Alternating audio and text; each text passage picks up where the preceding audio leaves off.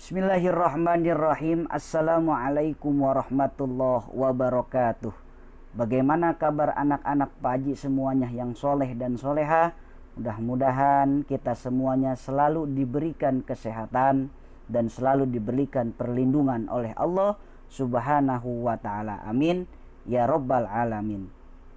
Oke, pada hari ini kita akan belajar yaitu PAI 1 kelas 5 ya. Tapi sebelumnya kita sama-sama membaca doa. Mudah-mudahan dengan membaca doa, ilmu yang kita pelajari pada hari ini dapat mudah kita pahami dan bermanfaat dalam kehidupan kita sehari-hari. Amin ya rabbal alamin.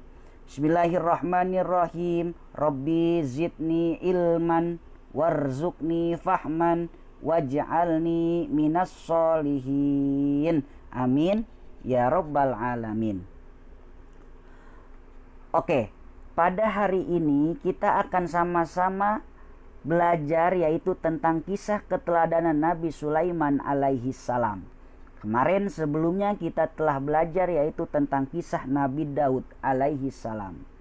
Kita akan mempelajari pada hari ini yang pertama kisah Nabi Sulaiman alaihi salam, Nabi Sulaiman dan Ratu Balqis. Yang ketiga wafatnya Nabi Sulaiman. Yang terakhir teladan Nabi Sulaiman alaihi salam dalam kehidupan sehari-hari. Yang pertama kisah Nabi Sulaiman alaihi salam. Nabi Sulaiman alaihi salam adalah putra Nabi Daud alaihi salam. Setelah Nabi Daud alaihi salam meninggal dunia, maka tahta kerajaan berpindah kepada Nabi Sulaiman alaihi salam atas izin Allah Subhanahu wa taala. Kekuasaan Nabi Sulaiman alaihi salam meliputi manusia, jin, binatang, tumbuhan, dan angin. Suatu hari Nabi Sulaiman alaihissalam mengadakan perjalanan dengan rombongannya atau pasukannya sampai di lembah semut. Nabi Sulaiman memerintahkan rombongannya untuk berhenti setelah mendengar perkataan pimpinan semut. Pimpinan semut berkata, "Wahai semut, masuklah kalian ke dalam sarang agar tidak terinjak Nabi Sulaiman dan kaumnya." Ya, ini yang ngomong pimpinan pasukan semut, dan ini telah diabadikan di dalam surat apa? Surat An-Naml ya. Surat An-Naml diabadikan ya. Ketika Nabi Sulaiman alaihissalam melakukan perjalanan sampai Yaman bersama kaumnya, Nabi Sulaiman alaihissalam meminta burung hudhud untuk mencari mata air. Setelah lama menunggu, burung hudhud kembali dengan membawa berita adanya seorang Ratu Balqis yang memimpin kerajaan Sabak, tapi menyembah matahari.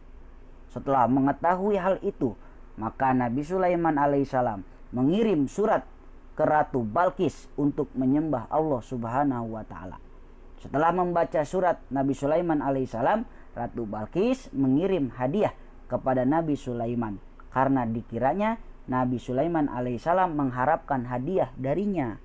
Tapi setelah para utusan itu kembali dengan semua hadiah yang ia berikan dan mendengar cerita Nabi Sulaiman alaihissalam, Ratu Balqis penasaran ingin ketemu Nabi Sulaiman alaihissalam.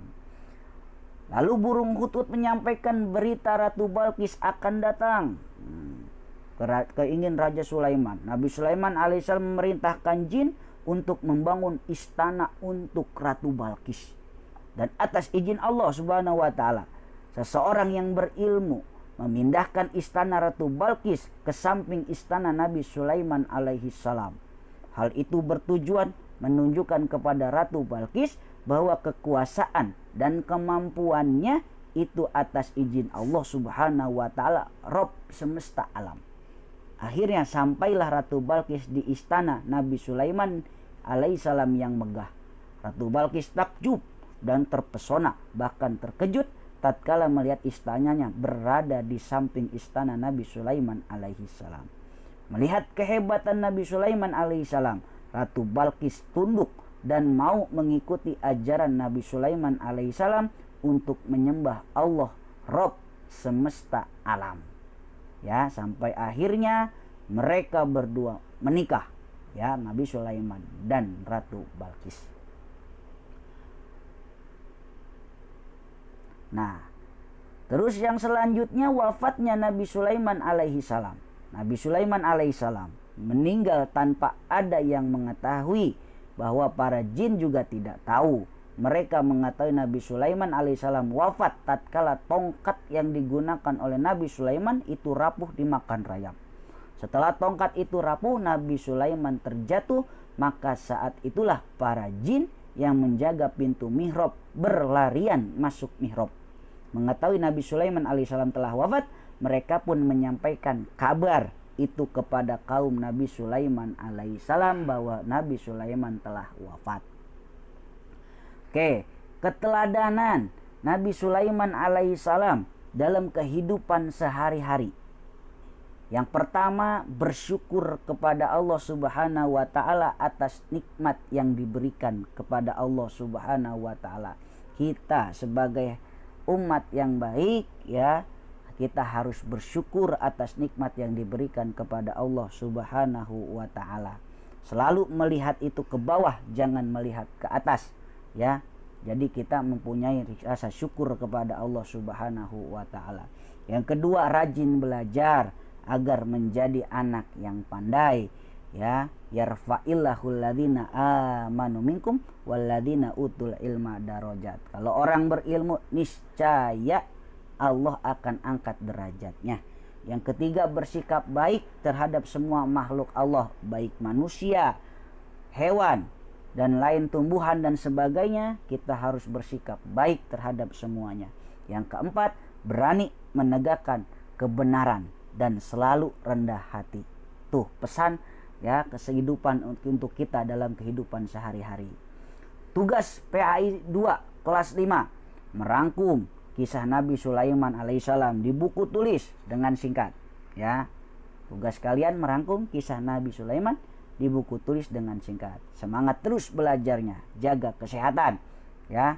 Jangan biar nggak gampang sakit, ya. Terus semangat belajar walaupun kondisinya, ya, kita belajarnya harus melewati daring, tapi tidak memutuskan semangat kita semuanya dalam belajar. Wabillahi taufik wal hidayah. Wassalamualaikum warahmatullahi wabarakatuh.